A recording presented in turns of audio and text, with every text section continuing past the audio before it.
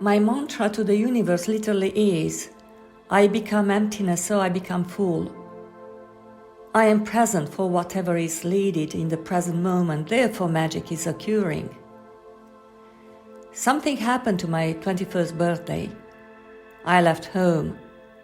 Doubt, fear, confusion. Something changed forever that day.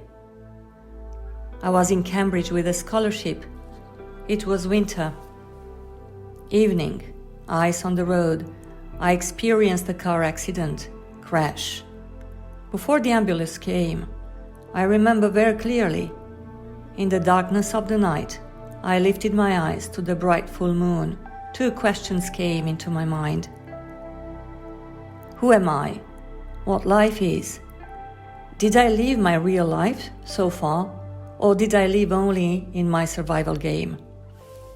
At my 21st birthday, a big shift, a big change happened. I became aware life is a gift. I wanted more authenticity, more real life, my life, not fake life. So I changed countries. I went to France alone, starting from zero, not a penny, no home, no language.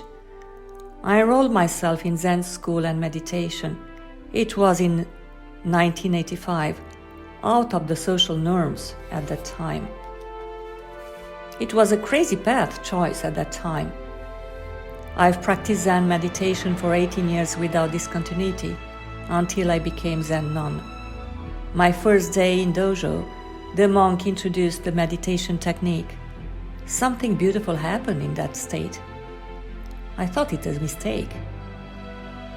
I experienced within myself the difference between the higher self and survival ego.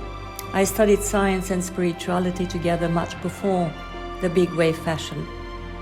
That brought me to medical engineering and neuroscience. It was hard for me. I went through many difficulties, sleepless nights, thousands of hours of hard work, constant doubt, research, studying. I learned how to talk to my mind. Then I discovered neuroscience in advertising, collective brain impact. Since I'm graduated in anthropology and neuroscience, I found myself working in international branding advertising for cars, Nissan, Renault, or cosmetics, Christian Dior in New York, and so forth. Yes, you are hired. We need you in the research area. With our team, you will research the collective group emotional reaction to the cinema advertising. At that time, in 1990s, we've studied the collective brain languages on different countries. We worked on fear effect on the body language or buyers' compulsive attitudes. A powerful revealing science study to understand the collective brain, the non-verbal communication language. This is when we measured the neurotic print of the countries. For example, France has got manic depressive tendency, or Germans obsessive tendencies, Italian narcissistic, Central Europe paranoid, Japanese schizophrenic tendencies, Brazil borderline, and so forth. Whoa, that was major for me. We've studied the collective brain in humanly created, how the tendencies manifest, and how to overcome them. I was working in the day in this area of collective brain control, and I wasn't at ease. And in the night, I continued studying history, spirituality, the wisdom of our ancestors, how to stop wars, manipulation on collective sufferance.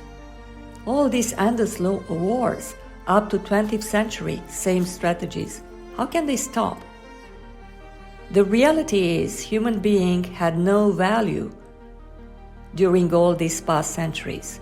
It's for the first time in the history when maybe we begin to value people, to value their mutual support. 21st century came with major changings. The better we know ourselves, the less we fear change in the world, the less we fear one another, the less we fear our own power. When we embrace our own power, the less we needed to exude this power externally. There is a continuity during the centuries. And we are part of that continuity. The history cycle is not linear. It seems we are living a new cycle. There is a global connection and openness, especially through internet, that I've never seen in my life before. It seems all buttoned up, locked down. It's very difficult to install new ideas. When the world is in chaos, which is the case right now, people are ripe, they are ready for new ideas. It's very easy for a single idea, if it's well thought, honest, truthful, factual. My case as a scientist, researcher based on a scientific principle. Myself with my dear friends, colleagues, spiritual brothers, Dr. Joe Dispenza, Dr. Morrissey, Professor Carmi, UNESCO, and many others, we found that openness is here. And we dedicated our lives to sharing what we have came to know with the people who are open to listening to it. So we all came to the same conclusion through the science, which is factual and non-static, evolutionary, measurable. Number one, we've not even been told who we are. Number two, we are more, much more than ever imagined. Number three, we have as individuals and collectively a potential that it's so grossly untapped into. We have a potential within us. As we embrace that potential, we begin to think of ourselves very differently and to the world.